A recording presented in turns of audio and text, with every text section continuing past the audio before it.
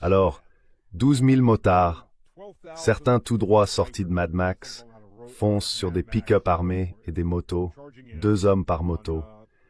On imagine facilement l'argent que ça représente. Ces combattants étaient à la fois des djihadistes islamistes et des Touaregs qui réclamaient l'indépendance.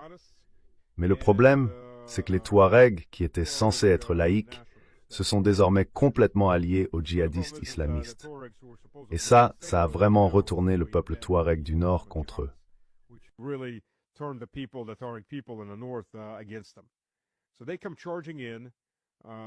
Alors, ils ont déboulé du désert en essayant de faire une sorte de blitzkrieg. En plus, c'est évident qu'il y avait des éléments à l'intérieur même du gouvernement malien qui ont trahi leur propre gouvernement. Les commandos avec des attentats suicides ont été guidés directement jusqu'au ministre de la Défense, qui a été tué avec sa famille, ainsi que d'autres frappes à l'intérieur de la capitale, Bamako. Donc, ce qu'on a là, c'est qu'ils ont commencé à diffuser des photos de lui. C'est un colonel, ou plutôt c'était un colonel de l'armée malienne, à l'époque où le pays était encore sous contrôle français, mais à travers des mains noires au lieu de mains blanches, le néo-empire français, en quelque sorte. Il a pris le pouvoir. Et qu'est-ce qu'il a fait? Il s'est équipé, a pris un fusil d'assaut, et il est parti essayer de reprendre le contrôle de la situation. Donc non, il ne fuit pas. Et c'est ça le point, c'est exactement ce qu'Assad a fait.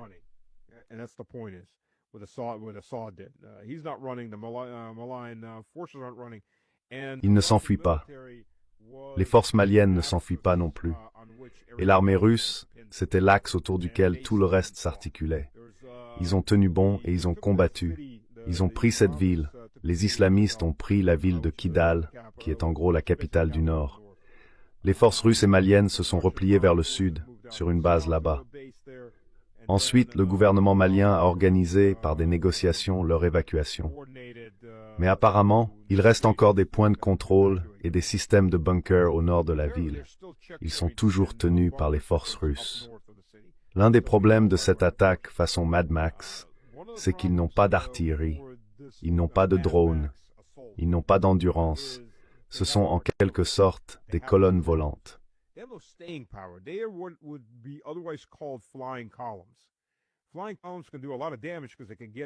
Les colonnes volantes peuvent faire énormément de dégâts parce qu'elles se déplacent très vite. Mais au fond, ça reste de l'infanterie légère. Elles peuvent frapper rapidement, semer le chaos, mais dès que les lignes se stabilisent, on voit ce qui s'est passé à Koursk ou à Kharkiv. Elles pouvaient s'enfoncer loin, créer beaucoup de désordre, mais elles n'arrivaient pas à prendre les zones urbaines. Et dès que les lignes se figeaient, elles se faisaient littéralement anéantir, parce qu'elles tombaient droit sur des positions fortifiées qui les attendaient en embuscade. C'est exactement ce qu'on a vu avec les mercenaires et les réguliers ukrainiens. Ils se faisaient balayer, et la colonne volante cessait d'exister, parce que les lignes étaient désormais stabilisées. Et cette stabilisation, elle arrivait très vite.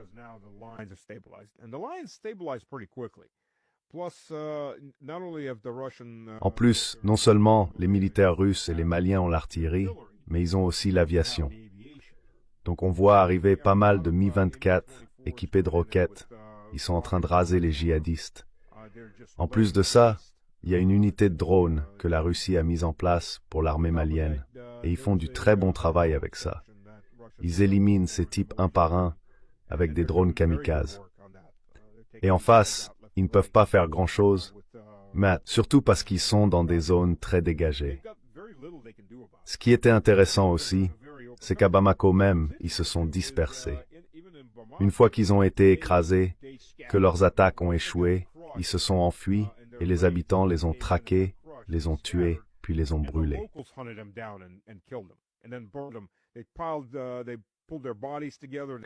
Ils rassemblaient les corps. Je veux dire, on le voit dans pas mal de vidéos. On peut pas vraiment les mettre sur YouTube pour des raisons évidentes, elles se font bannir. Mais ils prenaient ces cadavres, les découpaient. J'imagine que certains en gardaient comme trophée. Ensuite, ils empilaient tous ces corps, les mélangeaient à des déchets et les brûlaient. Parce que pour eux, ces gens-là ne valent rien. Et il y en a des dizaines et des dizaines. Donc, ils ont été détruits. Et maintenant, Kidal est pratiquement encerclé. D'après les dernières nouvelles, certains de ces groupes demandent des couloirs verts pour partir. Mais je doute fort que l'armée malienne les laisse s'en aller. Pourquoi faire? Pour qu'ils reviennent dans 1 an, 2 ans ou 3 ans.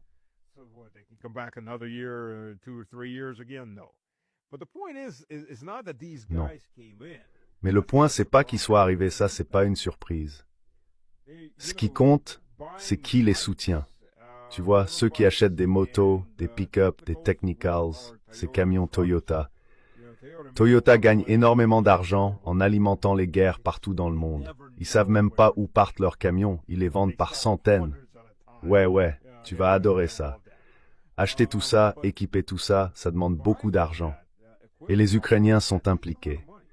En fait, ils sont assez stupides pour avoir publié des photos d'eux avec ces djihadistes, leurs drapeaux mi-djihadistes, mi-ukrainiens, et ils les ont postés partout sur Internet pour montrer à quel point ils sont fiers d'eux.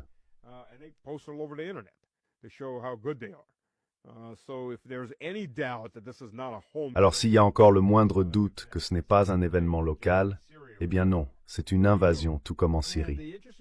Voilà. Et ce qui est intéressant, c'est que le Burkina Faso a envoyé des troupes pour aider le Mali. Donc le Burkina Faso, le Mali et le Niger ont en gros, et le Niger était aussi attaqué, mais ça on n'en parle presque pas dans les médias. La Russie est présente dans tous ces pays, et ces 3 pays ont formé, en quelque sorte, une alliance d'autodéfense, parce qu'ils savaient que les Français reviendraient. Et les Américains soutiennent les Français, pendant que les proxys ukrainiens travaillent directement pour leur maître. Rien de nouveau là-dedans. Les Ukrainiens arment n'importe quel djihadiste, des membres de cartels venus de Colombie ou du Mexique, et ainsi de suite. Ces types-là, ce sont les proxys américains dans toute cette affaire.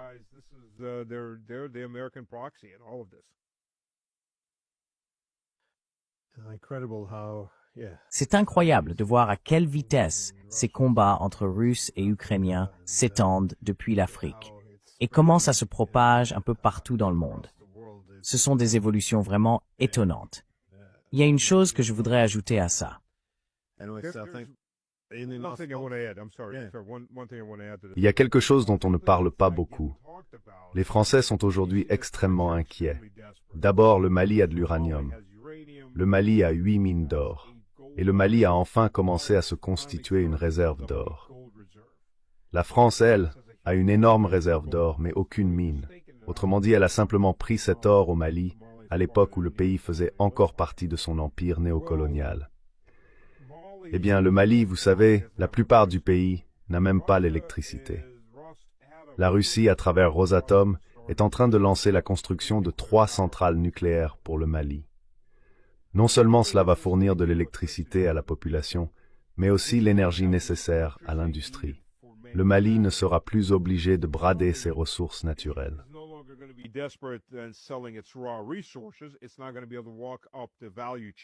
Désormais, le pays va pouvoir monter dans la chaîne de valeur, commencer à transformer ses propres ressources, peut-être même produire des biens finis. La Somalie va s'enrichir, ou en tout cas devenir bien plus riche qu'elle ne l'était, grâce à ses propres ressources. Elle ne laissera plus les Européens de l'Ouest continuer à les piller à des prix dérisoires. L'uranium que Macron et tous ceux avant lui achetaient, parce que dans cette roche il y a très peu d'uranium, il faut le purifier chimiquement. Mais on achète le minerai, et 99,99% de ce minerai, c'est juste de la roche. On en extrait ensuite l'uranium. Eh bien, le prix du marché, c'est environ 250 $ la tonne. Pour que ce soit clair, les Français l'achetaient 50 $ la tonne. Maintenant, ils doivent payer le prix du marché.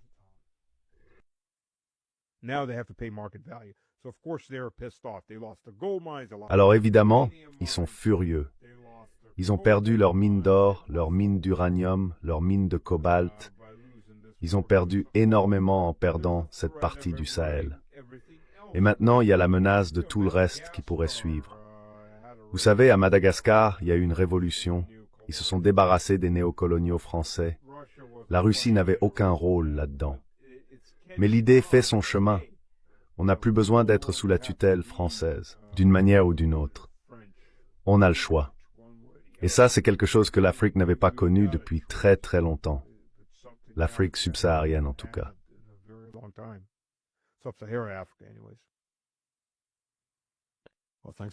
Merci d'avoir partagé ces points de vue. Et vous savez, je vais commencer à suivre de plus près ce qui se passe au Mali, parce que ça va avoir des conséquences énormes. Oui. En fait, ce qu'on voit, c'est peut-être, tu sais, la Seconde Guerre mondiale. Enfin non, je devrais dire la Première. La Première Guerre mondiale, c'était un peu comme si l'arbitre tirait une fusée éclairante et que tout le monde se jetait les uns contre les autres. Et puis au fil du temps, d'autres pays sont venus s'y ajouter, comme la Turquie, puis la Roumanie et la Bulgarie, enfin surtout la Roumanie. Mais la Seconde Guerre mondiale, elle, c'était en réalité plein de petits conflits séparés qui ont fini par se rejoindre pour former une seule ligne de front continue. Il ne faut pas oublier les aventures des Italiens, des Japonais et d'autres encore, la guerre d'Espagne par exemple. Tout ça faisait partie de la Seconde Guerre mondiale. Et aujourd'hui, on voit la même chose. La ligne de front en ce moment, elle est en Ukraine. Elle est aussi dans le Golfe Persique. Et maintenant, elle est en Afrique de l'Ouest. Et ces lignes de front se multiplient. À la fin, elles vont toutes se rejoindre en une seule grande guerre, si rien ne s'arrête. Et malheureusement, je ne vois pas l'Occident s'arrêter. C'est l'Occident qui pousse tout ça. Oui, c'est clairement l'Occident qui est en train de le provoquer. J'entends de plus en plus dire qu'on est déjà en guerre mondiale. Et je dois dire que cet argument commence à devenir convaincant. Oui, c'est le cas.